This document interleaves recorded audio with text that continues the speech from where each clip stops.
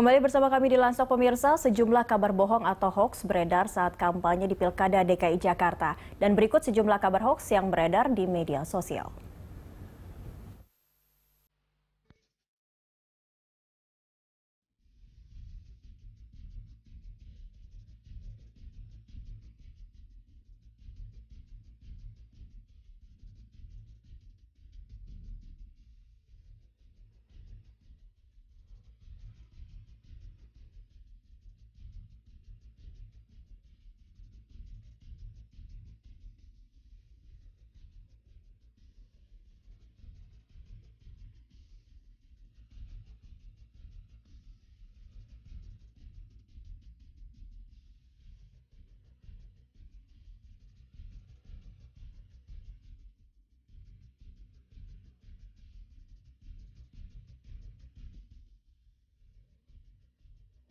Ya, kembali lagi bersama tiga narasumber kami di sini, ada Bang Roy Suryo, Mas Jadi Sambuaga, dan juga Antoni Leong.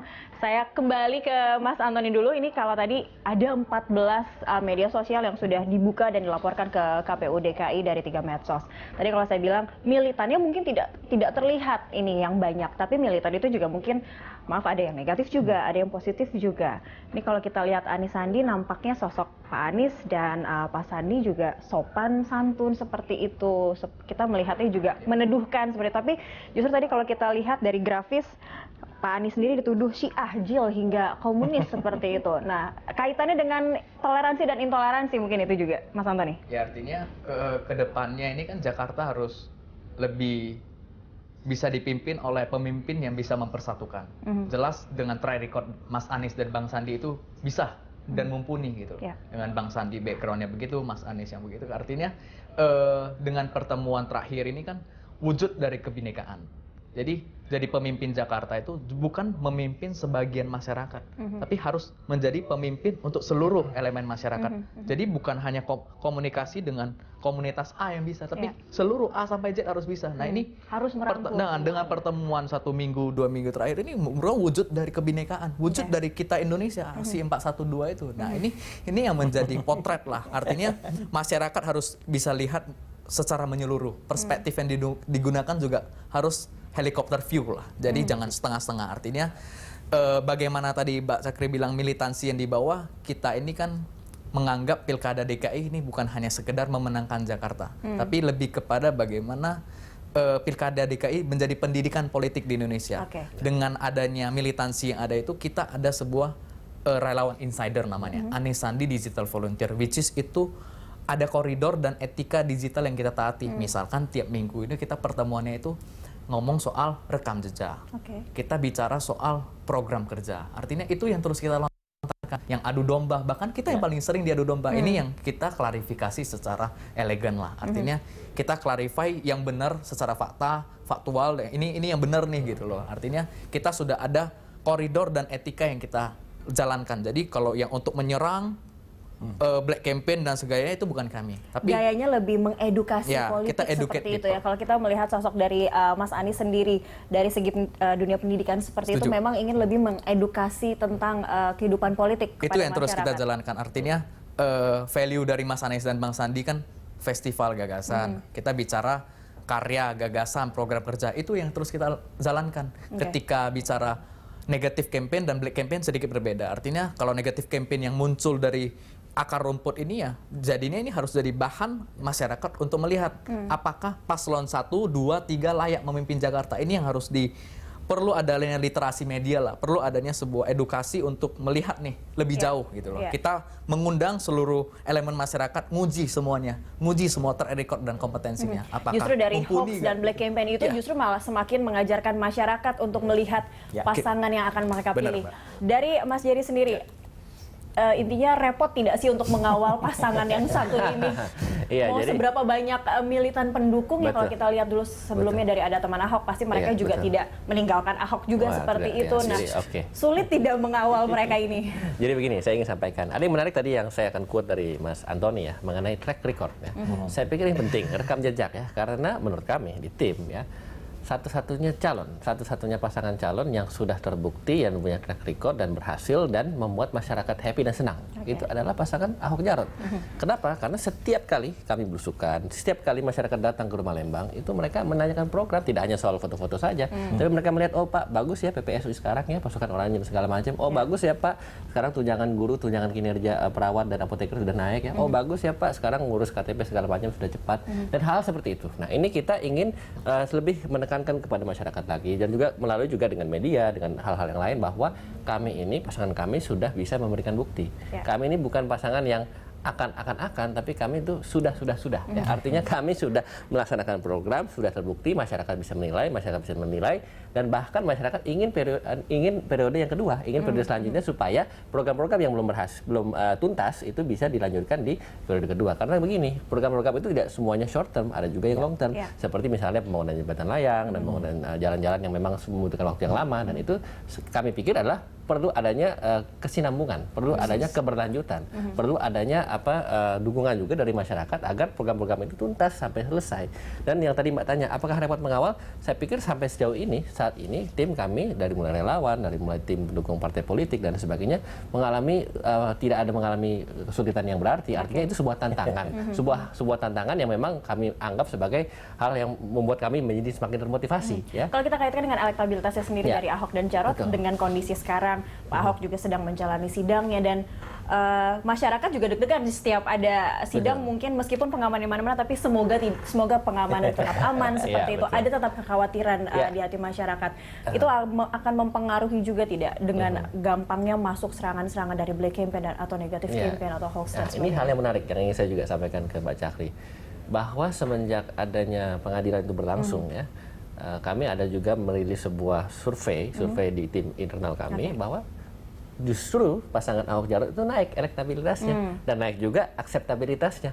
Nah ini menunjukkan bahwa sebenarnya mungkin saya ingin katakan juga kepada teman-teman dan juga kepada masyarakat, bahwa mungkin masyarakat bisa menilai pengadilan yang sedang berlangsung, proses hukum yang telah dijalani oleh Pak Ahok dan tim juga segala macam itu membuahkan hasil yang baik. Artinya gini, pertama, Pak Ahok tidak pernah menghindari dari proses hukum. Pak Ahok langsung secara aktif, bahkan sebelum proses pengadilan itu dilakukan, bahkan sebelum polisi memanggil, Pak Ahok itu sudah dengan sukarela datang kepada pihak polisian. Artinya itu adalah proses sebagai warga negara yang taat hukum dan baik untuk mengikuti proses hukum yang berlaku. Nah, kita mengapresiasi semua itu dan kita mengikuti tanpa sedikit keluhan apapun ya. Artinya dan juga diperlihatkan secara terbuka kan. Nah, masyarakat bisa melihat apa sesungguhnya yang terjadi, apa sesungguhnya menjadi masalah, apakah kasus ini hanyalah soal politik atau murni hukum, ya kita bisa melihat. Dan saya yakin, dan tim kami juga yakin, dan juga Pak Ahok juga yakin bahwa sebetulnya adalah mungkin kita bisa melihat bahwa nanti kasus yang sebenarnya ini dibesar-besarkan oleh secara politis oleh oknum ini bisa terbuka lebar dan masyarakat bisa menilai bahwa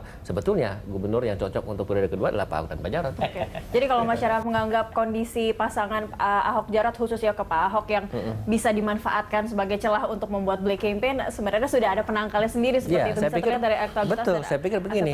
Dari celah apa lagi Pak Ahok itu mau diserang gitu ya. Dari mulai semua kasus ya, bahkan dari mulai BPK, KPK, tidak ada yang berhasil. Maksudnya terbukti secara bersih dan tuntas dan secara media sudah menyiarkan secara terbuka ya. Nah, sekarang mulai cari secara personal. Nah, saya pikir ini bentuk sebuah karena susah juga ngelawan Pak Ahoknya juga lebih berani. Ya, nah ini juga tim kami juga ingin memberikan penjelasan kepada masyarakat bahwa sebetulnya kalau memang sudah program kerja tidak bisa dikritik, dari mulai soal sikap Ahok yang bersih, yang tegas kepada kasus-kasus korupsi juga jelas ya. Artinya apalagi mau diserang ada dari segi personal. Dari segi personal itu menurut hemat tim kami juga tidak pas, karena kan pilkada ini, kontestasi ini adalah soal program. Ya, Pak, tapi masih ada mungkin kurang lebih sebulan ke depan, tetap tidak bisa, jangan melonggarkan, jangan kasih kendor dulu Mas Jerry seperti itu ya. Bang Roy, kalau ini yang viral juga. Mungkin dianggapnya mungkin itu jadi meme, jadi hal-hal yang bisa jadi hiburan juga bagi masyarakat. Yang terakhir yang soal rumah apung, bahkan sudah melebar sampai Hollywood nih ya, karena ada pemeran film-film Hollywood juga ikut. Ya itulah kreativitas yang menurut saya kadang-kadang agak berlebihan gitu ya dari para pembuat meme. Tapi menurut saya hampir sama kasus yang dialami oleh Pak Ahok. ataupun juga Pak Anies ya dengan tuduhan semacam yang dialami oleh Mas Agus ya gitu atau juga Mbak Silvi. Menariknya gini, ini menimbulkan juga sebenarnya masyarakat tuh memang rindu dengan sosok Mas Agus dan Pak Silvi. Seperti itu? Iya, artinya apa? Padahal Mas Agus tiap hari baru muncul nih. Enggak gini, memang baru muncul, tapi kan tiap hari keluar, tiap hari gerilya lapangan, ya gitu kemana-mana. Satu hari saja nggak gerilya lapangan, ya 2 hari yang lalu, ya itu dikatakan sakit. Bahkan kejam banget, dikatakan lumpuh, gitu loh. Padahal I was there, gitu. Saya ada bersama-sama beliau. Iya sangat sehat, Bang.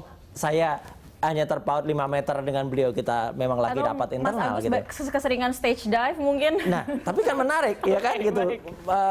Mosing itu kan juga mungkin ya nggak apa-apa, itu kan kadang-kadang juga masyarakat perlu hal gitu. Tapi artinya ini membuktikan bahwa memang masyarakat tuh kalau menurut saya ya gitu sah-sah saja kan gitu. Juga rindu dengan penampilan Mas Agus dan penampilan Pak Silvi yang memang juga kemudian muncul dengan gagasan-gagasan baru, muncul dengan ide-ide yang fresh yang kami tidak menyalahkan atau kami tidak perlu katakanlah kalau itu program itu benar, program yang dilakukan Pak Ahok, Pak Jarot atau juga gagasannya Mas Anies dan juga Mas Sandi itu benar, ya katakan saja benar, gitu. Jadi nggak perlu harus ditangkal. Dan semakin menariknya apa? Hampir sama yang dialami ketika nggak bisa nyerang lagi Mas Agus, ya. Dengan segala hal yang kemudian sangat lurus, sangat clear, yang diserang ayahnya gitu ya gitu, yang diserang suaminya Pak Silvi gitu. Jadi kan aneh juga gitu, ada hal yang benar-benar tuh hanya uang kerohiman gitu, kemudian dikatakan itu dukungan untuk makar gitu.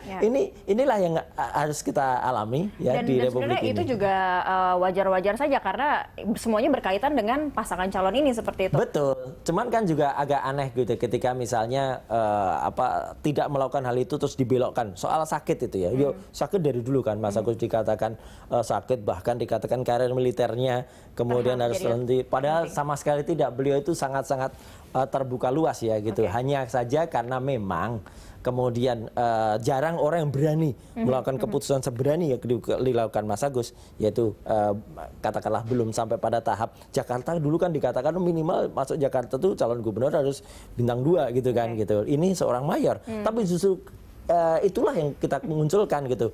Jakarta bukan juga ayahnya ya? Ya sama sekali enggak lah. Kalau ayahnya udah jelas lah gitu.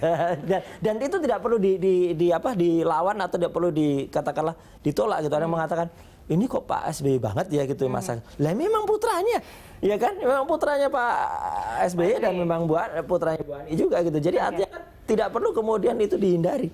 Karena itu memang fakta. Dan masyarakat juga fakta juga merindukan sosok-sosok semacam itu. Jadi sekali lagi kalau dari tim kami ya, apa yang ada katakanlah ada, apa yang benar katakanlah benar. Kayak dulu Mas Agus juga di depan nelayan menjelaskan tentang GPS, terus ada yang kemudian salah mengartikan GPS itu kemacetan di jalan tuh butuh GPS, nelayan kan nggak perlu GPS. Nah, itu yang harus diluruskan kepada masyarakat. Iya, karena kan maksudnya nggak bawa GPS itu memang satu sistem yang juga ada pakai sonar, ada pakai satelit gitu ya. Clear. Dan ketika itu dijelaskan, ya orang jadi berbalik kan. Oh ternyata memang orang-orang ini kadang-kadang nyolotnya juga nyolot ngaco gitu loh. Gitu. Tapi ya itulah kita nikmati aja. Dan itu tadi seperti yang dilakukan oleh tim Anies Sandi, mengedukasi mereka. Nah, apakah teman-teman dari tim pemenangan ini juga saat diserang oleh hoax dan black campaign melakukan serangan balik juga, atau setidaknya mencari tahu siapa pelakunya? Kita akan lanjutkan di segmen berikutnya. Pemirsa tetaplah bersama kami di Lunch Talk.